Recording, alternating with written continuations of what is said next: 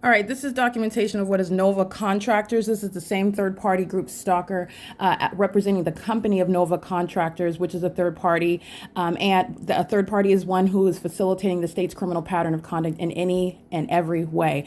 This is criminal presence in the specific environment. It's also the sex offense while I'm subject to the pattern of conduct demonstrated by the maintenance of the light source from the beginning till the end of the day, and also the engineered light that you see right now inside of my apartment. And so the reality is that this is the criminal system that Nova Contractors is directly engaged in. And by the way, they've been engaged in it. I'm just now capturing it on video. They've been engaged in the pattern of conduct as of July 2023 when I moved to Los Angeles. Okay, so regularly coming onto the grounds, engaging in what is harassment, sexual violence, workplace terrorism as an entity engaged in federal group stalking and monitoring. Nova Contractors is here, and the third party that is here, and that's evidenced by this gray truck.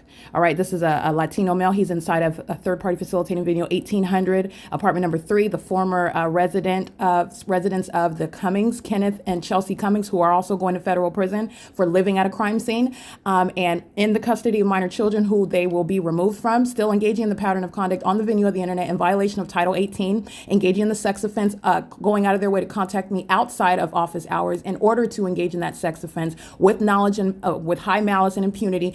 The entity knows everything that's being documented about it while they engage in that. So I want to be clear, this is Nova Contractors being documented, engaged in federal group stalking and monitoring like they were yesterday. This is documented impunity.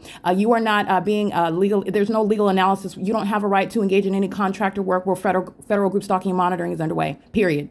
So there is no legal argument. And this is everything that the people of the state and the state itself is relying on, while you are also documenting Nova Contractors, and impunity surrounds them as well.